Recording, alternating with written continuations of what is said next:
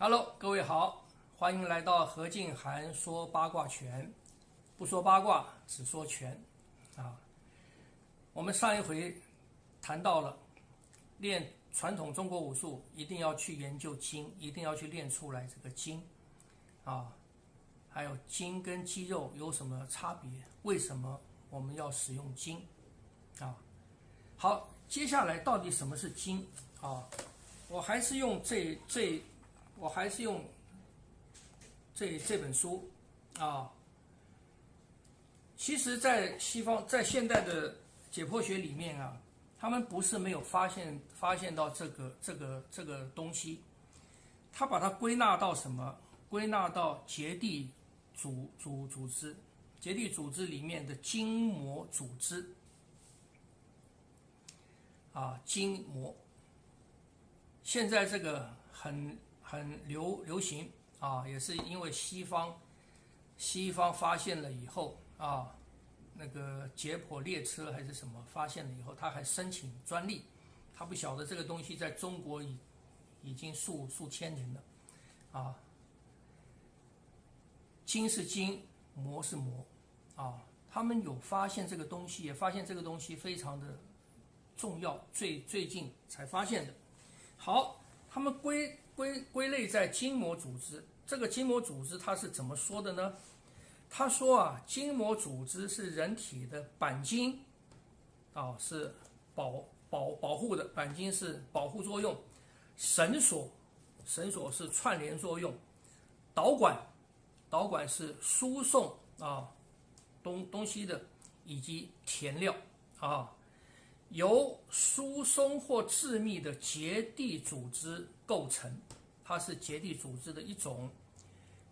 与骨骼或软骨不同，这些组织利用其紧绷的特性，形成一道全身的张力网。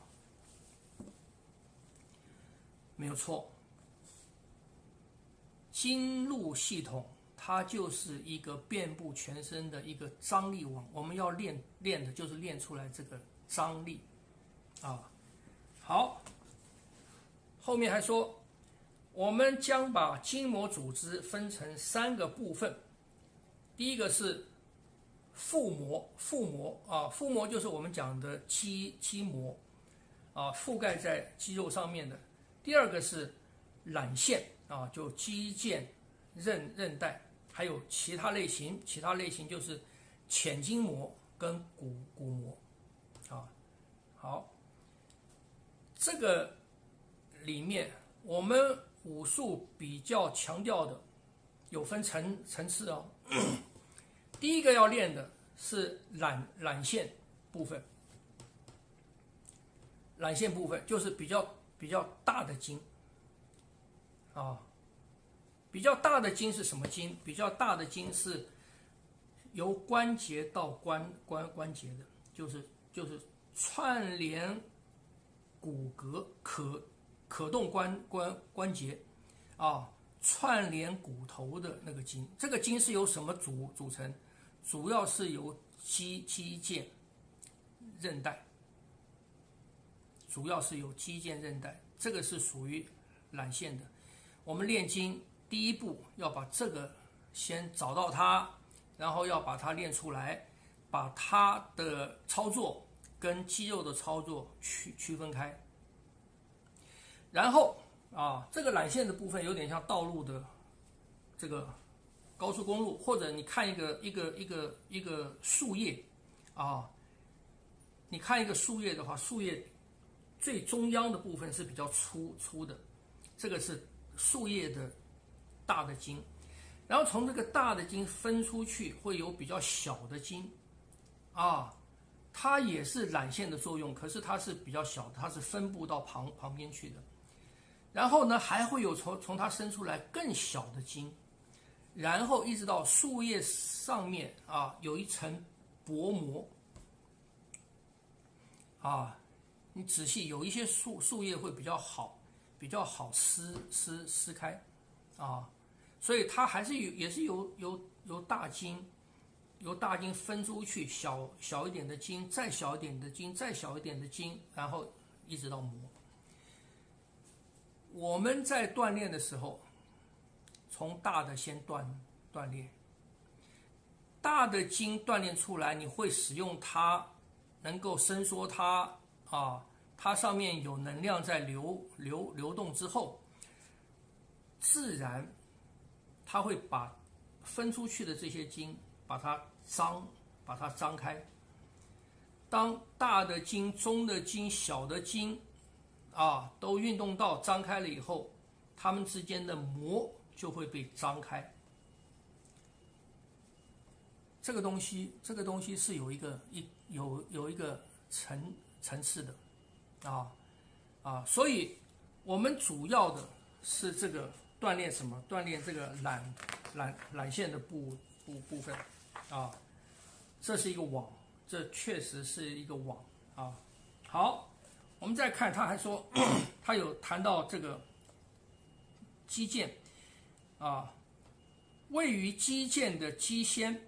这纤维是以彼此平行的方式排列位于肌腱的纤维肌腱就肌肉旁边那个白色的部分，它是彼此平行的方式排列，这是因为作用于肌腱上的力量几乎完全是单向的，也就是说，力量是沿着其所连接的肌肉到位于骨骼的附着点传递而来，使肌腱能够将肌肉的收缩转移到骨骼上。你看他这边还是把肌腱的功能附属于肌肉的收缩功能，但是这里有一个地方讲的是一个，在我们来讲是一个重点很重要，就是说肌腱的力量是沿着骨骼，它所谓骨骼的附着点，肌腱都是跨关节的肌腱都是跨关节的，从比方讲从肩关节跨过肘关节到肘关节的另一端去这个的方向它是循着骨骼的。筋肌腱是筋的一部分，筋在我们来讲是传递力量的通路，脉是传递气的通路，血管是传递血的通路所以当我们在用一个力量的时候，比方讲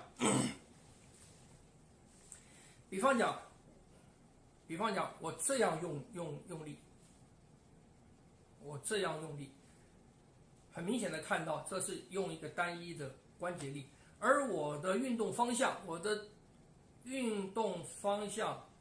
不是顺着我的骨骼方向行进的，我的骨骼方向，比方讲我最后的形成是这个样子，所以我的骨骼方向是这个样子的，所以今天我要打这一拳或者用这个力量的时候，我如果是这样打，我这样打，你看我的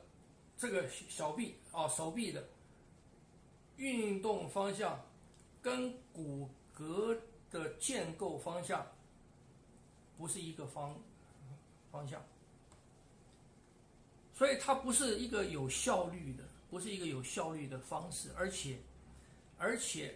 你会伤害到你自己的结构。所以一般用这种运动方式，它必须要把关节附近的肌肉练得非常强，来保护住把那个关节把它扎稳。那什么样的？如果以筋的方式打这一拳呢？如果以筋的方式打这一拳呢？我是撑开筋，你看，我是撑开筋，所以当我打出去的时候，我的力量的方向我的力量的方向跟我的结构方向是一样的。以筋为主体的运动方式，你的力量的传导是沿着筋走的，而筋是沿着骨我讲的这个现在的筋是结合骨头从关节到关节的这个筋力量沿着筋走，筋是沿着骨骼铺设所以必须把这3个的方向整合在一个方向上面，才是最有效率的方式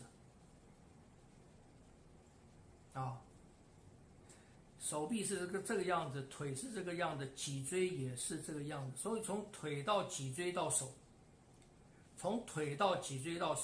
整个撑开的时候，虽然经过那么多的关节，可是因为我每一个关节都做一个伸展动作，而这个伸展动作当然是沿着骨骼的方向伸展的，所以它可以让我在这个上面的筋沿着骨骼伸展开，如此也就让我的力量能够很顺畅的沿着筋很通透的出去。如此一来，我的肌肉不需要很强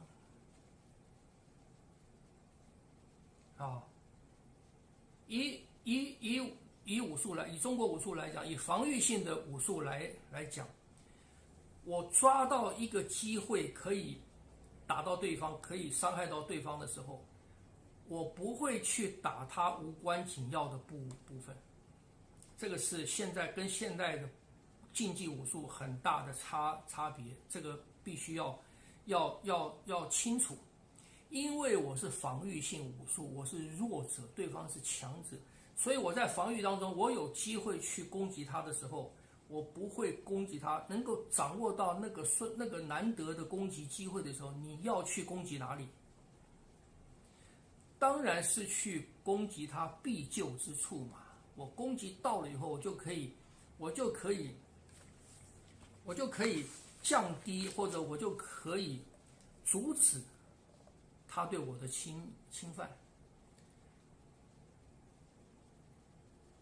那达到这个目的需要多大的力量吗？需要几百磅吗？不用，它只需要一个整合的力量，一个方向准确的、有穿透性的力量。而这个力量就是筋可以产生的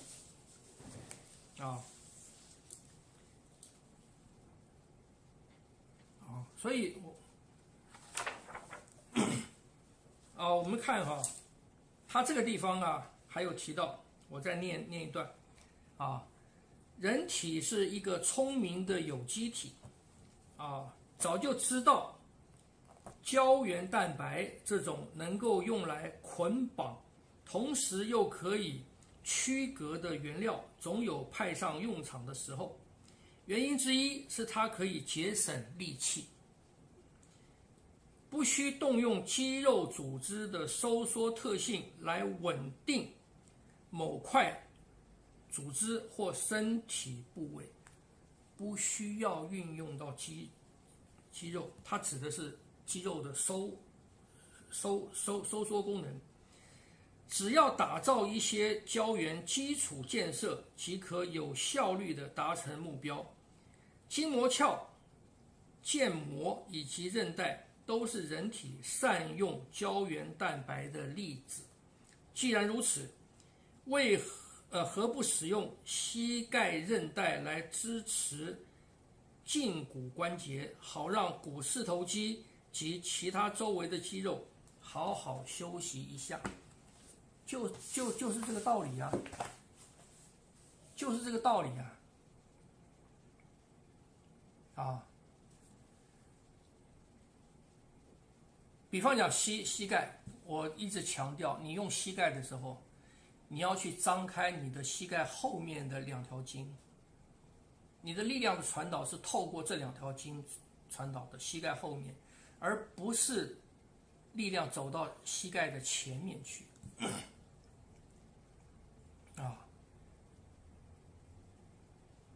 他刚才讲的运用，比方十字韧带，那还是在前面的那个韧带再强，也没有腿后的这2条筋强而这2条筋又是从哪里来的？从骨来，从髋关节，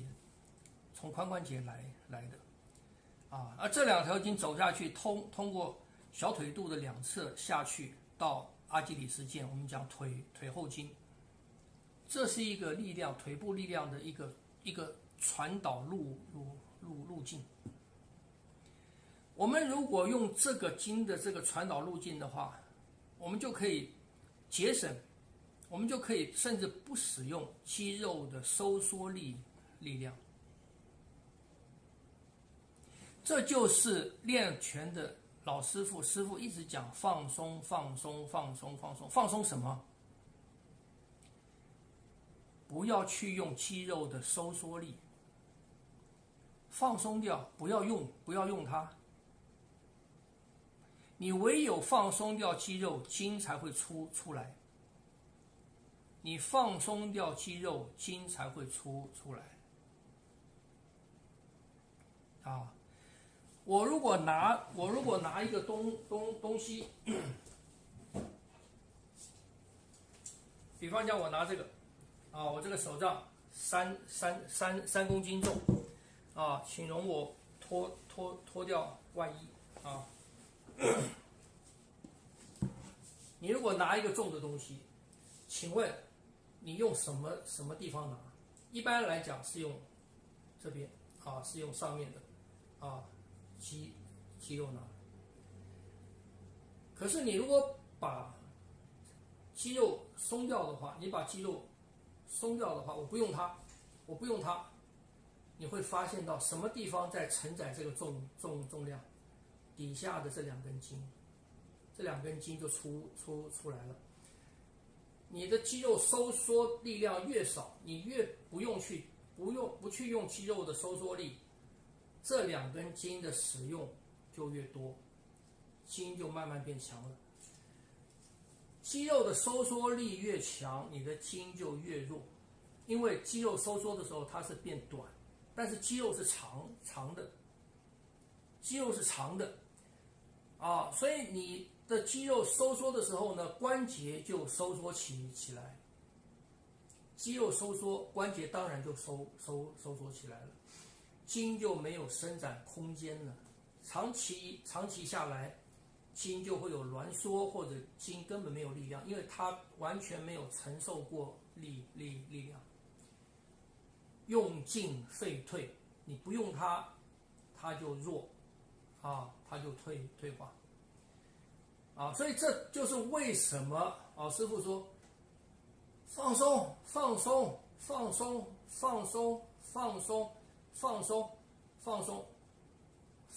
筋才会出来。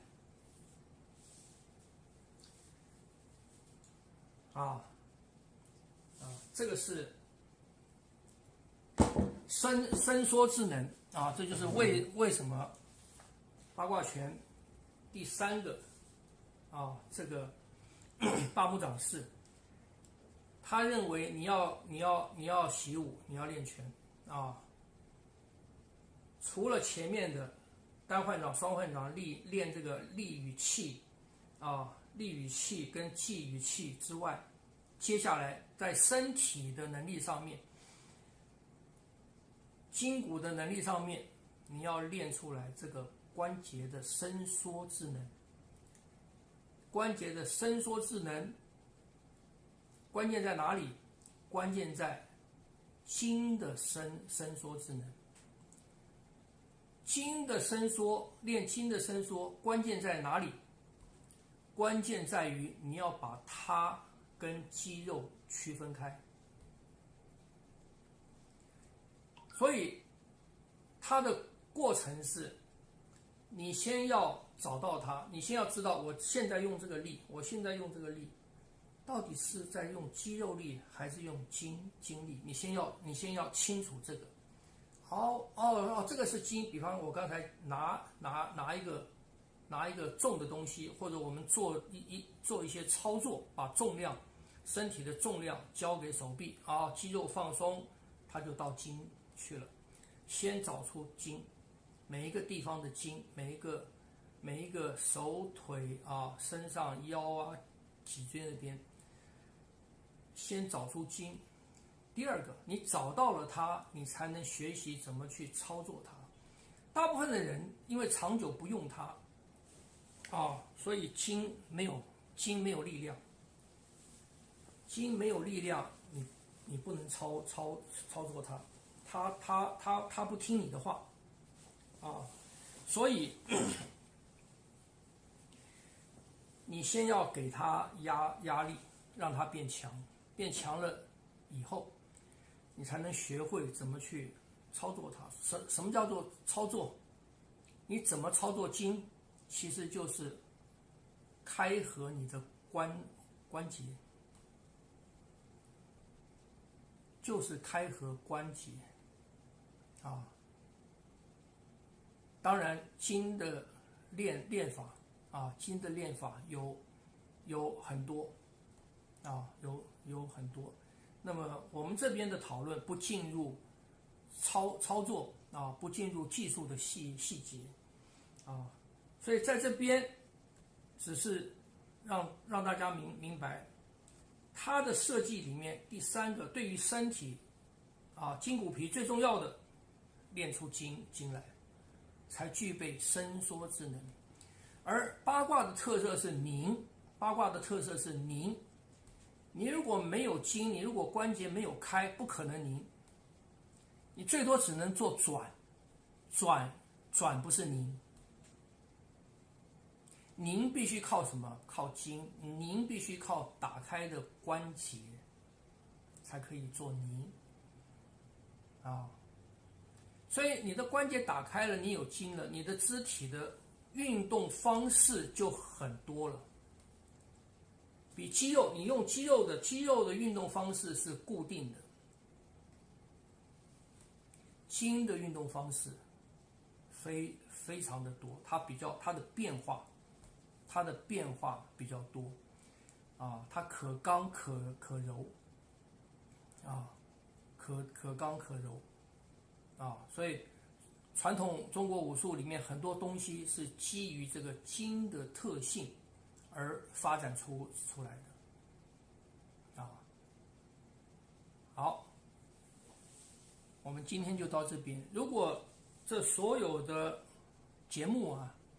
各位有不明白的地方，或者说我还需要再进一步的了解，可以在留言里面跟我讲然后我可以再做进一步的补充。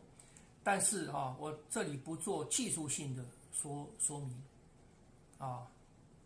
好，今天就到这个地方，谢谢各位，下回见。